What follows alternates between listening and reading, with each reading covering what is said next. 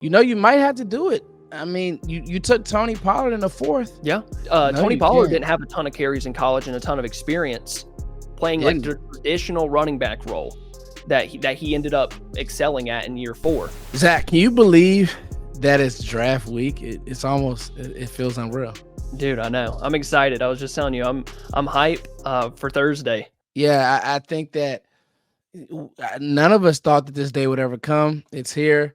Reports are here. The Cowboys actually just had their pre-draft press conference, and everybody's either really upset with Jerry Jones, or if you're like me, you don't really pay that stuff any mind because you know who Jerry Jones is.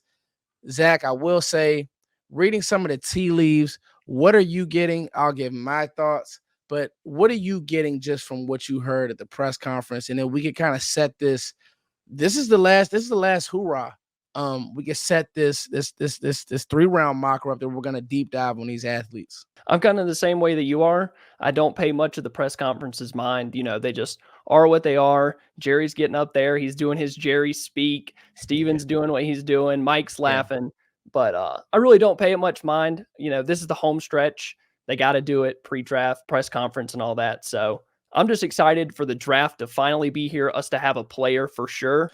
I think we got to do ourselves like when Jerry's trolling, he's saying all in. I thought that was hilarious. He's Yeah. Did you see Mike? Mike was giggling. Yeah, Mike did. And I think us as we're content creating and we're evaluating. We're wearing so many hats, but I think we do kind of have to take a step back, take it easy, and say it's ball. These guys seem confident, and that's all we can go off of. I'll tell you this: one of the major things that I got from the pre-draft presser was these guys believe in their young players. So at positions like O-line, where I've even heard some theories of the Cowboys maybe double dipping. I just don't know how realistic that is because I think that they're going to try to go out here and get some playmakers where we're possibly thin at. It could be on the defensive side of the ball.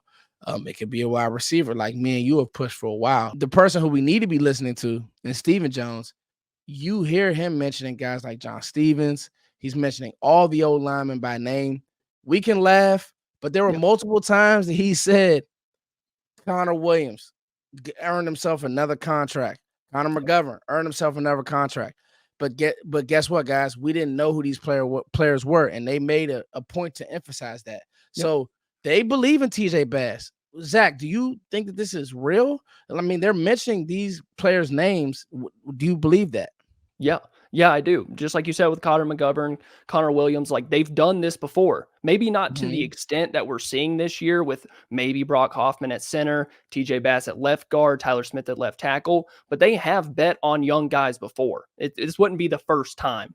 So I do believe that if they don't get a guy in the draft and hopefully they don't reach where they don't need to, I think they're going to rely on those guys. I really do. Zach, we've stayed steadfast on our beliefs of best player. You have to let it fall that way because you don't want to get cute. We also did something pre-draft pre-show where we looked at about 9 possible teams that could either go interior or tackle before the Cowboys draft. And I'm not going to read them off, but, I'll give you an example. Chicago, everybody's penciling them in, receiver paired with Caleb, but they already have 2 guys. They may say, hey, we want to protect Caleb. Then you look at New Orleans. I mean, and I'll be honest with you, Trevor Penning has been a complete bust in New Orleans. They're locked in to go tackle. So there's teams around the league, the Steelers, you can book in them an interior lineman, whether it's center. There's teams, Seattle. There's teams where, there are teams that are going O-line before the Cowboys. We want to make sure that this pick is reach-proof, Zach. And I think that's the thing is you can never bet on the draft falling your way every single time or you're going to get stuck. If you're betting that you're going to get a top 5 offensive tackle at 24, you're in trouble when you get to 24 and those guys have been gone for 5 picks. That's the worst thing you can do is pigeonhole yourself into a position and not go BPA. That's the number one thing we talk about. Go BPA. It's the best way to draft, and it works out. I mean, with the CD Lamb, Trayvon Diggs in round 2, maybe we didn't agree with the Tyler Smith pick, but I mean, kind of looks like he was BPA at the time. This is Per the best that player to draft. draft. Yes, per that draft. All right, Zach, we set the stage. Yep. Guys, we got a 3-round mock for you all, but this time we're going to go deep into once we draft this player, we're going to talk about how he fits. We're going to talk about his highs. We're going to talk about his lows and really why this player will make sense for the Cowboys, how he can get on the field early. You need to hit on these first 3 picks, and I think that if you do, you have a good team going into the fall. I don't think there will be any surprises when it comes to the top of the draft as far as Caleb and any of that. So we went speed. Cool. Let's look at the board. Let's actually war room it. Let's talk about it. Let's talk about it together. So tell me who you like of this list of names. I'll scroll down a little bit for you. So I say A.D. Mitchell. I see Jerzon Newton, which is interesting. Cooper DeJean is still there. Let's go to the tackles. So right away. This is what we're talking about. Let's talk through this, Zach. So I'm going to be honest. Based on what I'm seeing at tackle, I don't like it. And I'm probably not going to go tackle unless you're interested in trading back. Okay. Let's, and you know what? I'm not going to fight you on that. We've stayed steadfast because at the end of the day, I would probably go interior in this situation. And I mean like true interior lineman versus offensive lineman versus trying to force one of these tackles. I'm just at 24, if I can't get out of there, I don't want to force one of these guys. So let's go. Let's look at our interior lineman, then we'll go to the receiver room. See, now this is interesting. Yeah, I like a couple names here, or 2 names. Now, if you go Jackson Powers Johnson, who is now been noted that the medicals, a report came out today, Brian Broaddus put his name on it, that he's spoken that the medicals are okay. Yeah. Now there were some other guys that maybe PFF hasn't updated that the medicals aren't okay.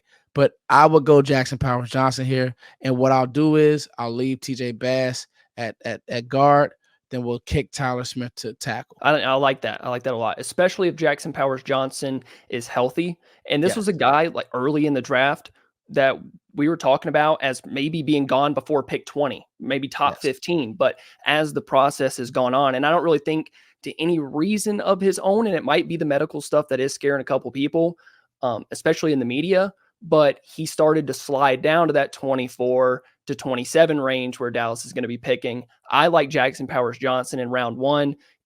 The Cowboys offensive line, the last time I can remember them being super dominant was when Travis Frederick was here.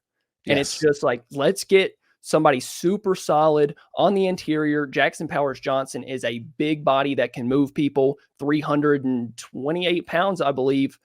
I like Jackson Powers Johnson a lot.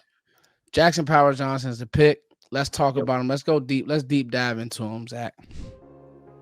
So for me, with Jackson Powers Johnson, what he allows you to do is he brings a physical edge that what you're now going to be able to do in the NFC East with those D tackles that you have to play against. People got to remember, you have 3 games in the NFC East of just bulldozing heavyweight fights, D tackles. You got to go to Washington, who have 2 studs. You got to go to New York, who has a great player in Dexter Lawrence. And then you have to go to Philly, who has 2 hammers in the middle of that defense.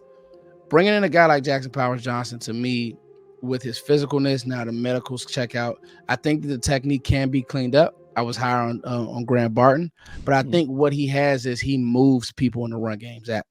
Yeah, I agree with you. And I think that's something that Dallas is going to talk about in the war room, is they're going to look at the rest of the NFC East and the interior of those defenses and say, we got to stop Jalen Carter. We got to stop Washington. We got to stop Dexter Lawrence in New York. I think that's what they're going to be. I think that's how they're going to sell it to Jerry in the war room. And also, I think a big thing too, Zach, is being able to get movement in the run game. Yes. I don't know if we were able to do that. I think, Biotis was a great positional blocker. He would kind of get in the way, make sure that his leverage was good. But we want to be able to get movement. And, Sneaky has said, Royce Freeman, sneaky pickup. Okay. Yep. Now you have Rico Dowdle. They're going to draft a running back. And now the run game could be your calling card in these playoff games to kind of settle, sweaty Dak down. So I'll be excited with this pick. Jackson Powers Johnson, you are a Cowboy. Let's get to the second round, Zach. All right, we're at 56. Oh yeah, I'm man. This is the grand finale, Zach. Any position group in particular you want to take a look at? Let's look at our big board. TJ Tampa would be interesting. Blake Corum would be interesting. I'm not going guard or I'm not going tackle again. I feel like Tyler Smith is going to be your tackle, and this is something that we may know draft day, where we figure out they didn't go tackle. Tyler Smith is the tackle of the future. Yeah. Maybe they'll like Austin Richards there. Maybe they keep Tyler Smith there, and TJ Bass is your swing guy because Zach Martin didn't play good football at points, and Austin Richards or another tackle on the roster gets an opportunity. But Any chance you see a Chuma Edoga, because that was an offseason signing that the Cowboys had. The Cowboys do tend to like their cheaper veteran guys with experience. Chuma Edoga did have some experience last year at left tackle, not all great, but yeah, he was there, I think you could talk about it. I mean, I'll be honest with you. Outside of the Miami game, he didn't get you killed. This wasn't a Chaz Green situation, so it's something that you could talk about. Let's go to receiver here. I see Edgerrin Cooper staring at me. I see Junior Colson staring at me, but I want to look at the receivers before I make any. Okay, so I'll be honest, Foots, it will be hard to trade away or draft away from Jermaine Burton.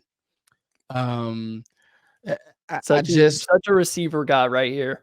Yeah, I knew that was the position group we were going to.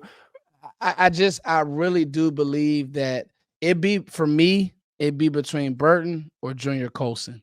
And do we want to give the defense? Do we want to give Zimmer a guy, or do we say, you know what? I want to make sure that if something happens to CD, let's say that the contract doesn't work out, Dak is an accurate quarterback. Burton did not have an accurate quarterback in college, and Jalen Milroe. I thought it was god awful at times. That film was rough to watch at times. It was hard to analyze. It was, you end breaking balls late.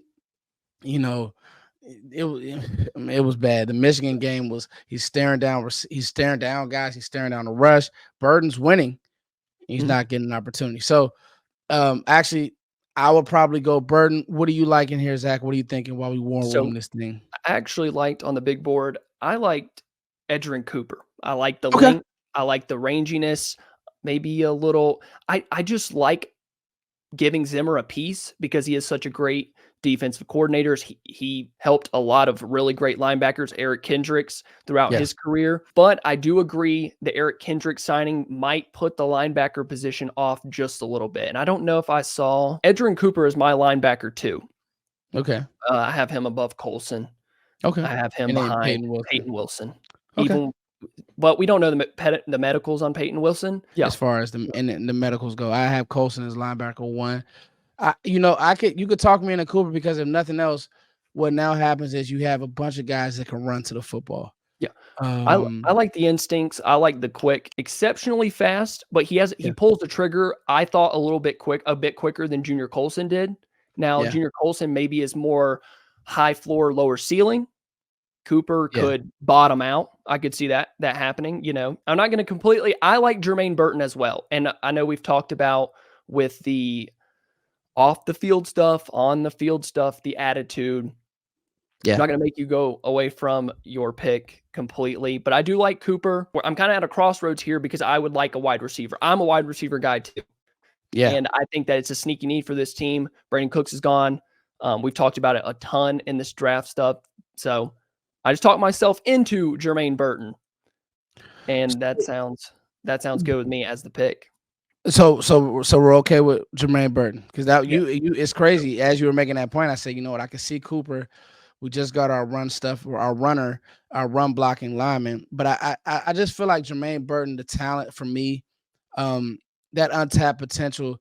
And let's make this pick and then we'll talk to him. So we're gonna go Jermaine Burton to pair now with CeeDee Lamb, who I think Burton is one of those guys for me, Zach, before we make our next pick. He's a guy that you could play on the outside. You could play in a slot.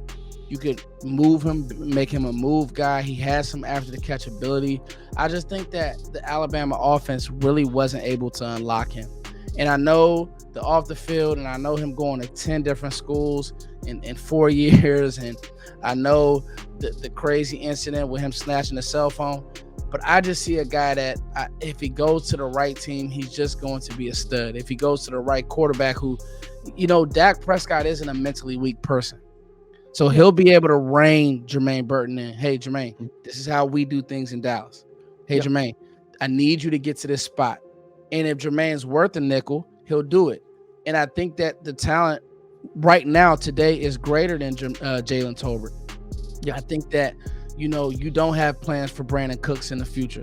So I believe that you better have somebody else catching passes when teams do want to take away Jake Ferguson and when teams do want to take away CeeDee Lamb. I love the Jermaine Burton pick.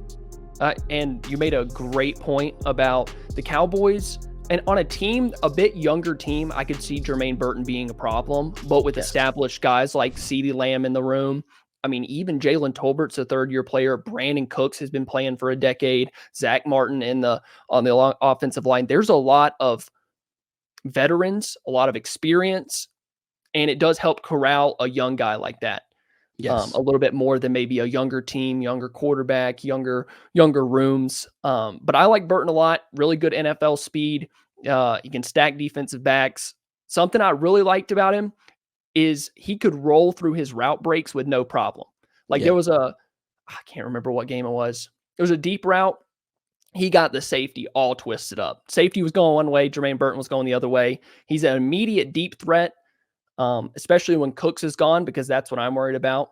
Yeah.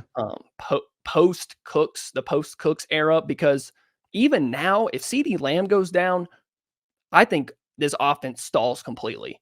Completely agree. Unless you can get something we don't expect out of the run game, I'm really worried that this offense is done when CeeDee Lamb is done. Yeah, and that's something to think about. And if you think about it, the year of, guess what? Now you're stressing. You're stressed, and I don't know.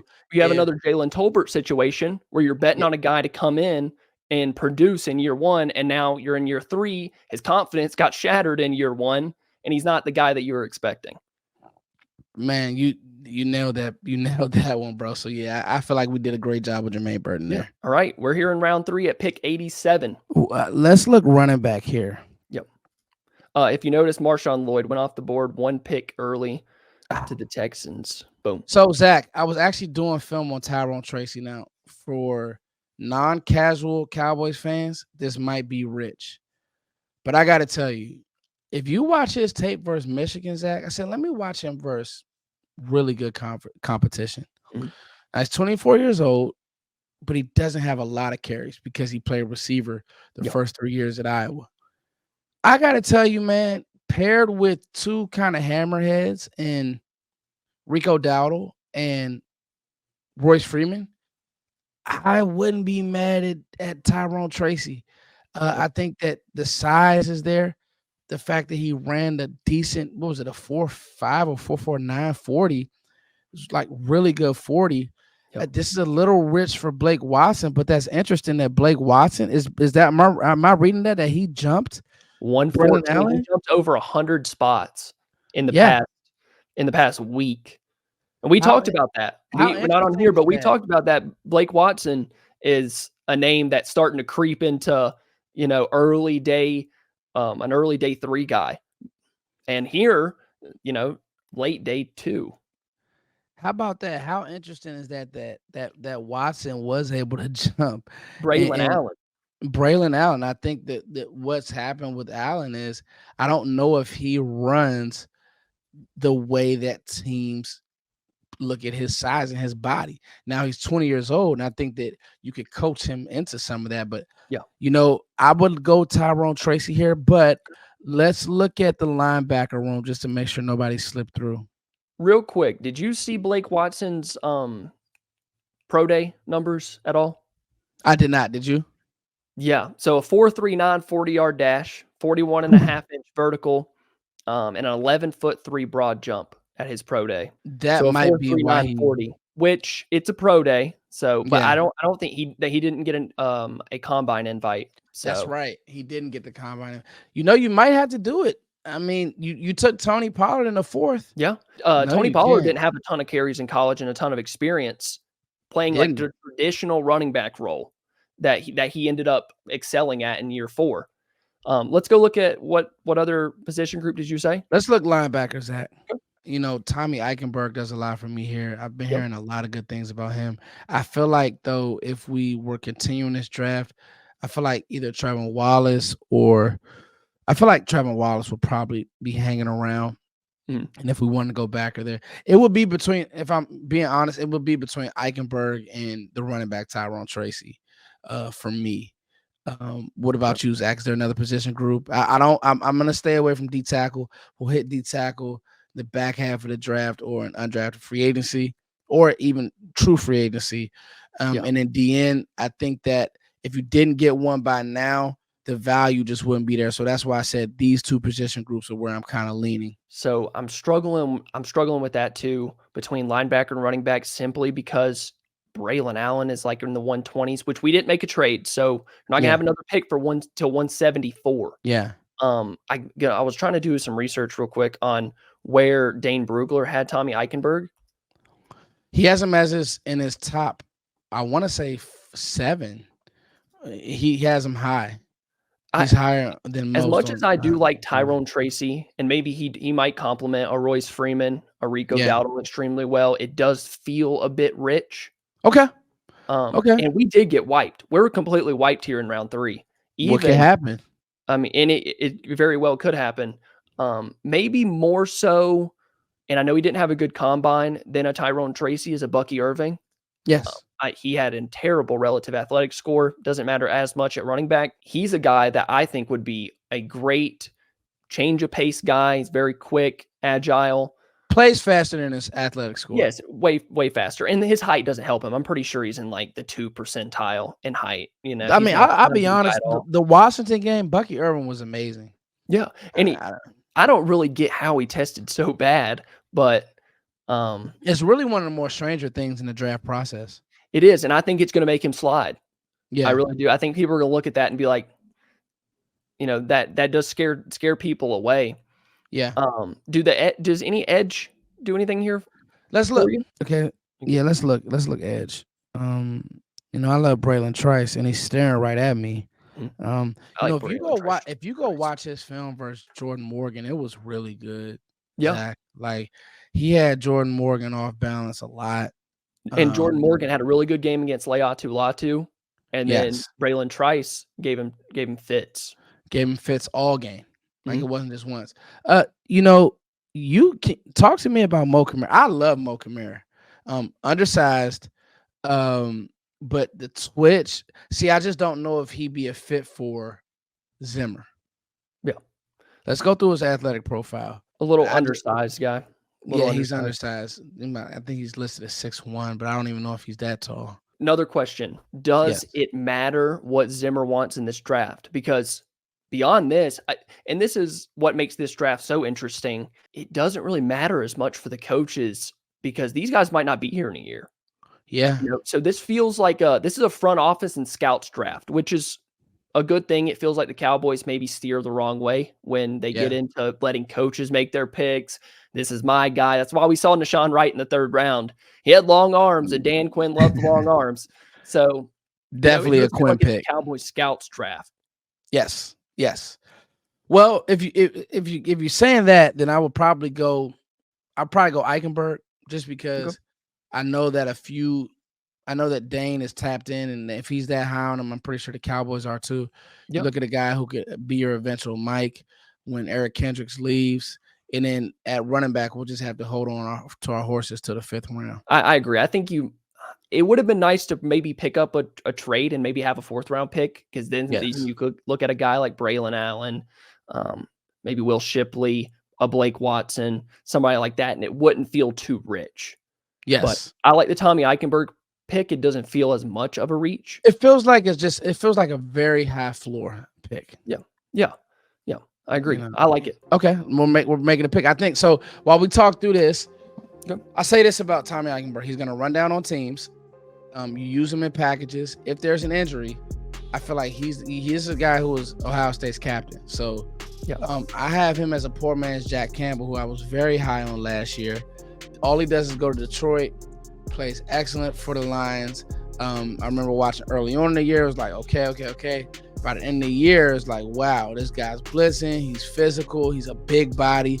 I think that if Eichenberg reaches his floor, that's your Mike for the next couple years. Then you have the Marvin Overshown running around. You have Micah Parsons running around. I almost really just wish I knew exactly what Zimmer wanted to do defensively, because then I could project, okay, he's going to use Micah in this role. We don't need to worry about that. Or he's going to use such and such in this role. We don't need to worry about that. So I tell you, man, I feel great about this stack.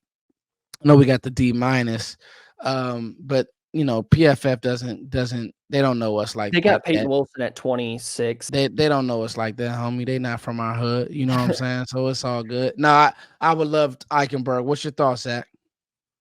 I like this draft. I feel like the offensive line we didn't reach in round 1. I like the Burton pick in round 2 simply because it's a sneaky need, and we got wiped at running back. Maybe we can find one in round 4 or 5 if the Cowboys were to wheel and deal a trade somehow. It feels like we hit some positions of need, especially along the offensive line. Yeah. Linebacker, we need bodies, and I would like to spend a top 100 pick on linebacker. Yeah. And then the Jermaine Burton pick I like as well. Yeah, I think that we'll have to wait for running back. I think that we will end up getting a guy later in the draft. But right here, you got eventual starters and true guys who are good. So I would call this a starter and 2 contributors. And that will end up being starters, because I think that Burton, he's just going to be hard to keep off the field with the athleticism and the way that he can run routes. When he pops, his route running, it pops, Zach. Yeah. And so he's going to be hard to keep off the field. And I think that Eichenberg is the same way, played a lot of big time football. You stick him in the middle, you watch him make the calls, and then you'll say, okay, I see why this guy was at Ohio State for as long as he was. Maybe the only thing I would say about this draft, and everyone saw how the board fell, maybe you would like to get another starter out of this just because of where your team's at right now. That'd be my only thing. Maybe 2 starters, 1 contributor. Yeah. And that could be Jermaine Burton. I mean, that could be your third receiver. That's the only bad thing I got to say about it. I like it. And, I'm pretty sure, I feel like this is our most realistic draft so far, because it wasn't all rainbows, Yeah. Like we lost all our running backs. Round 2, we had some ups and downs and stuff. We didn't get the trade offer. So maybe people need to be prepared for a draft like this. Yeah, I mean, we got wiped it back because we were going back, and I feel like that would have been another body that we could have looked at as a starter.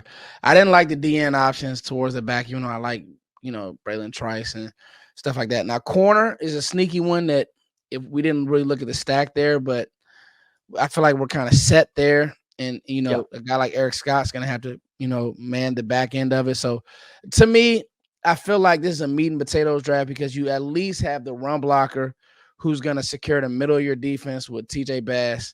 The middle of your offensive line with TJ Bass. And then with Jermaine Burton, I just can't stress this enough, the route running. Dak does great with good route runners. So it's not a guy you got to throw him open. He's going to create separation. He's going to win. And I think that is, you get a guy like that in your room with CeeDee Lamb, with Brandon Cooks. Another thing is this, him being able to learn from Brandon Cooks, sit under Brandon Cooks giving him kind of that wisdom. Hey, this is what you want to do. This is who you want to stay away from. This is what you need to do. I think that would definitely help Burton a lot.